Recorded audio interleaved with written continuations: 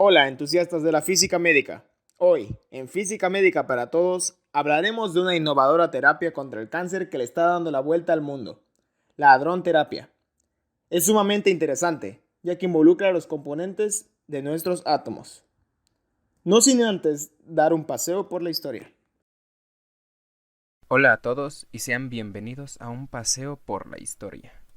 El descubrimiento de los rayos X. Estos clásicos rayos que han facilitado nuestra vida y la de los médicos durante décadas fueron propiamente descubiertos en 1895 por Wilhelm Conrad Röntgen. Puede que este nombre les suene por la famosa unidad de radiación que tiene su mismo nombre. Este fue un ingeniero mecánico y físico alemán graduado de la Universidad de Wurzburgo. Y como ya estamos acostumbrados, todo lo nuevo es beneficioso, ¿no es así?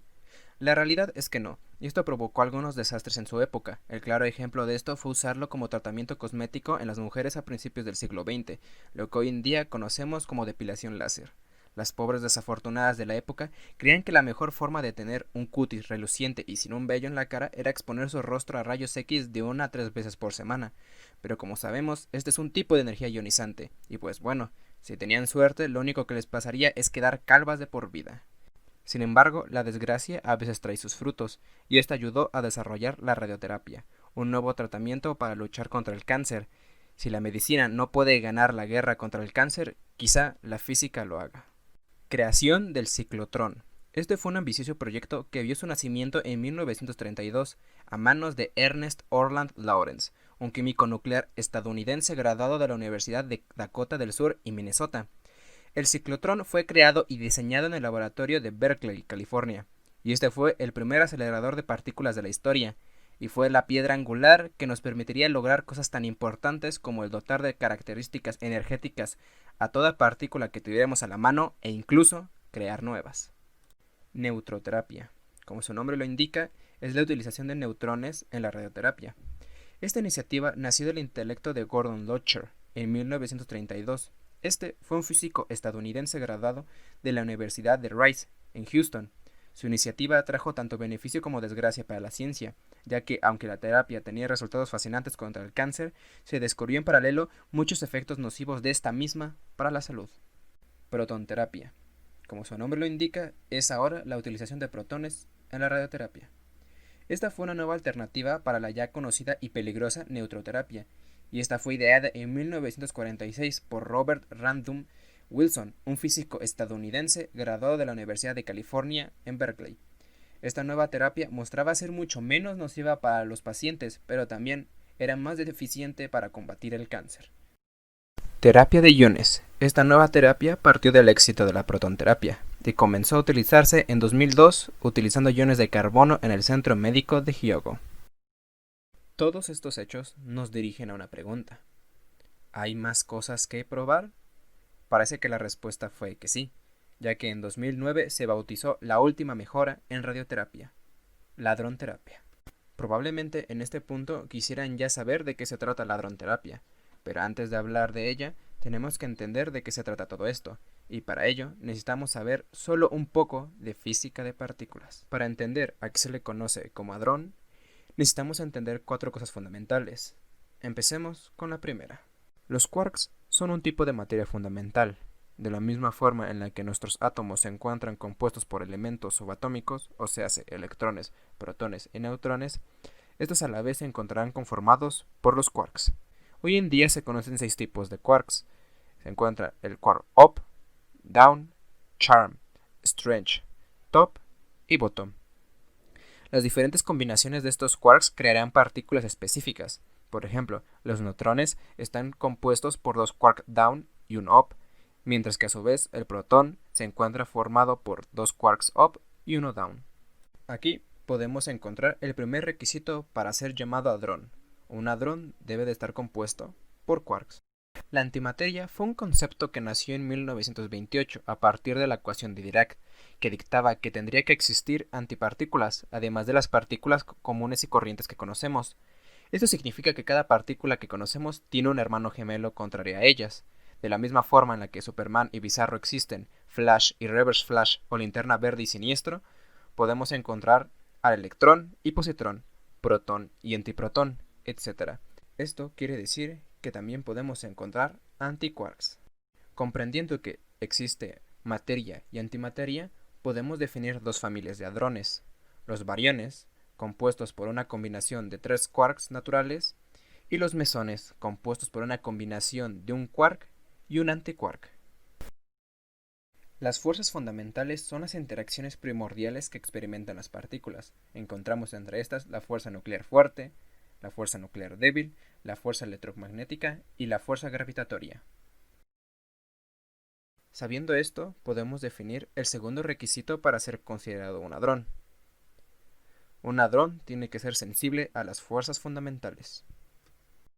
La carga de color es un concepto físico para referirnos a la capacidad que tienen las partículas para interaccionar con la fuerza nuclear fuerte, y existe la carga de color rojo, azul y verde. Sabiendo esto, podemos definir el tercer y último requisito para ser considerado un hadrón. Un hadrón debe de poseer una carga de color.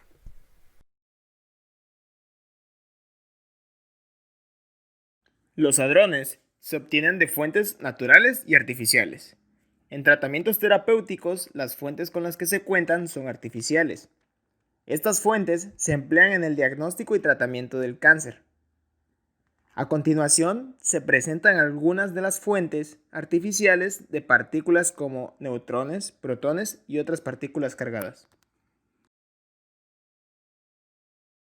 Para obtener neutrones, una de las técnicas empleadas es la espalación, que consiste en bombardear un blanco con partículas a alta energía. La partícula incidente logra desintegrar el núcleo a través de reacciones nucleares inelásticas, emitiendo varias clases de partículas, entre ellas el neutrón. Una característica de los blancos utilizados es que tienen un número atómico alto. Usualmente se emplea plomo, tungsteno, plata o bismuto. Dentro de las ventajas de esta técnica es la generación de neutrones en un amplio rango de energías y en intervalos de tiempo corto. Como un segundo método de obtención de neutrones, empleamos la fuente de compuestos. La fuente se basa en la excitación de núcleos, tal que al desexcitarse emiten neutrones. Esto ocurre al irradiar un blanco compuesto por más de un material, con una fuente radioactiva que finalmente logra la emisión. Un tercer modo de obtener neutrones es a través de la fusión, en la que se obliga a dos núcleos ligeros, hidrógeno e isótopos, a formar un nuevo núcleo más pesado, en un estado excitado. Para alcanzar el estado fundamental, el nuevo núcleo emite fotones y neutrones. Una cuarta fuente son los reactores nucleares. Allí se originan neutrones producto de la fisión inducida. Los reactores nucleares son la fuente estacionaria más potente de neutrones. Las reacciones empleadas son las de litio 7, berilio 7, y en ellas se producen alrededor de 10 a la 17 neutrones por segundo, por lo que los reactores como fuentes de neutrones son adecuadas para centros clínicos. Sin embargo, los gastos de mantenimiento son bastante elevados, por lo que su acceso es limitado. Al igual que los neutrones, los protones y los iones han sido utilizados para el tratamiento de tumores. Los dos últimos, debido a sus propiedades radiobiológicas, son más aptos para atacar tumores. Un tipo de fuente se obtiene bombardeando un material con partículas a altas energías, de modo que éstas logran excitar el núcleo del material blanco, volviéndolo inestable y haciendo que al decaer emita protones, neutrones, partículas alfa y fotones. Las partículas emitidas dependen del blanco y de la energía de la partícula incidente. Para obtener protones se tiene un duoplasmatrón, que consiste en un contenedor cilíndrico metálico que almacena un gas, y al aplicarle un campo eléctrico se logran disociar los elementos atómicos del gas y finalmente obtener los protones o iones requeridos. Los iones pueden ser obtenidos empleando el ciclotrón de resonancia de electrones. Esta fuente se caracteriza por ser muy versátil, puesto que se pueden producir diferentes clases de iones e isótopos radioactivos. Para el tratamiento con hadrones, los aceleradores más usados son los ciclotrones y los aceleradores lineales. En los aceleradores lineales, las cargas son aceleradas por el campo eléctrico que se encuentra en medio de los tubos de deriva. Tales tubos están al vacío y se conectan a unas terminales de un oscilador de radiofrecuencia, generando el campo eléctrico oscilante. Los ciclotrones son requeridos en terapia con hadrones, debido a que las partículas de acelerar son pesadas, por lo tanto, es más difícil aumentar su energía cinética por medio de aceleradores lineales.